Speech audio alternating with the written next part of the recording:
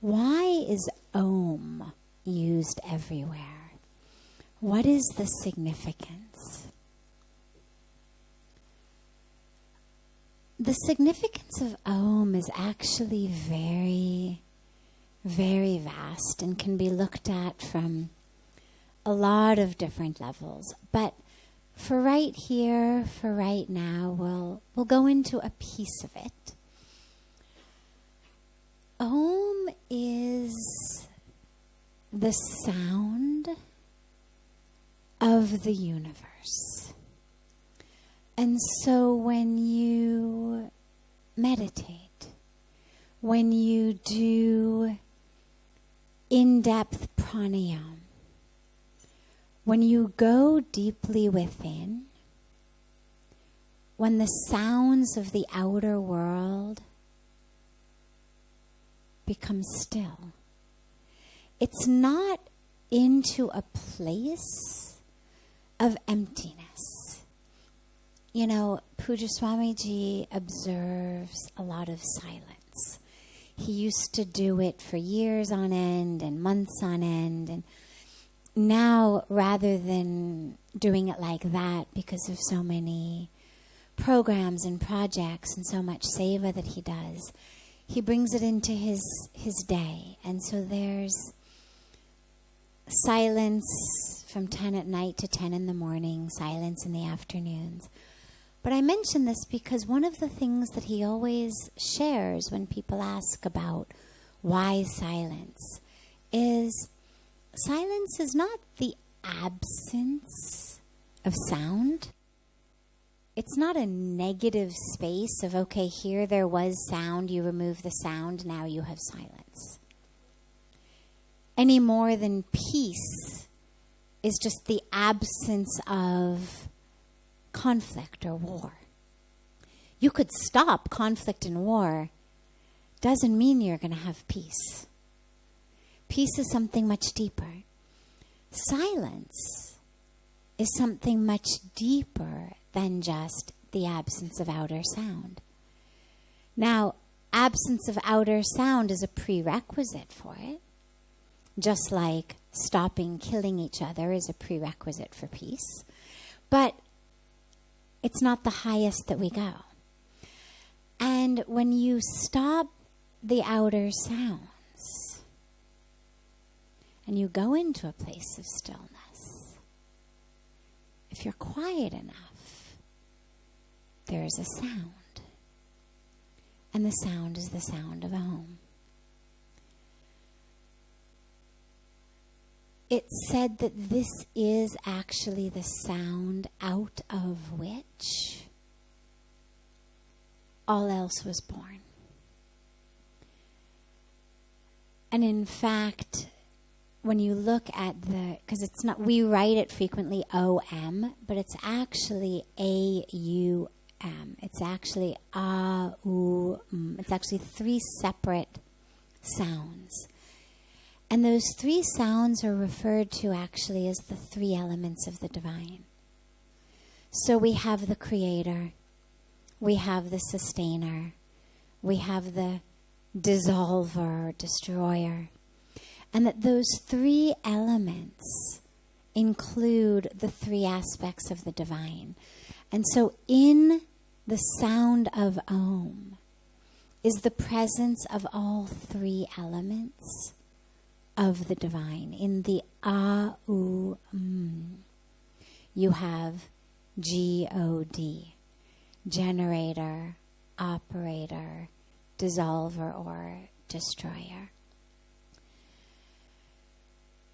So this is the base for it, but it also is just a very auspicious and beautiful sound for people. See, within the Hindu tradition,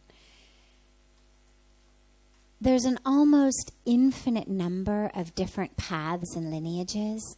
And so you'll find people worshiping the divine in the form of Krishna, and people worshiping the divine in the form of Shiva, and people worshiping the divine in the form of the Divine Mother, and on into many, many different possibilities. But there's also lineages where they don't worship the divine in form at all. Still within the Hindu or Sanatan Dharma traditions. And in many of them, what they worship is Om. Not a symbol as God. It's not just a symbol of Om instead of an image of Krishna or instead of an image of Shiva or Ram, but it's a nameless, formless, divine presence, much more like something you would find in a Judeo-Christian tradition, and yet, in that it doesn't take form, in that puja is not done to it, there's no idols, and that divine is worshipped through the symbol of the sound. As I've mentioned in here frequently, the Hindu tradition is the only tradition I know of that actually has an entire scripture dedicated to sound. There are traditions and lineages rooted in the name of God as the divine. When we say Sat Nam, the name is the truth. And it's not one name. It's not that if that's your tradition, you fight each other to determine which name it is that's true. And yet, if we chose any of the names, inevitably there would be people who would say, oh wait, that's not the name that works best for me. So when we speak about the name, it frequently is the sound. We use the word name, but it actually is more the sound. The sound is truth. And so Om is that embodiment of the sound, which is truth. And lastly, and again, this is a really, really wide topic, but just lastly for tonight, as we know, sound is energy. Sound is not just something that we hear and we dance along or sing along or bop along or we like it or we don't like it. Sound is actually energy. It's literal vibrations that don't stop vibrating just because they've hit our tympanic membrane in the ear. They vibrate all the way through it. That's what allows us to hear and to know what people are saying. I mean, literally, you are, quote unquote, hearing what I'm saying due to vibrations, first on the outer ear, and then ultimately as it moves into the inner ear, along little microscopic hairs, and how those hairs vibrate, whether it's a long frequency or a short frequency.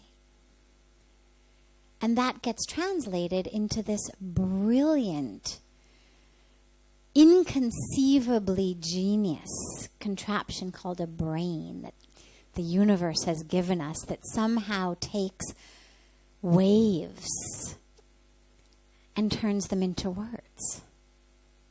But they're energy. What goes in is energy. What impacts us is energy. You know that very acutely when you sit in places where there's a lot of bass. We had a beautiful performance during our International Yoga Festival by Shivamaniji, who's the world famous percussionist.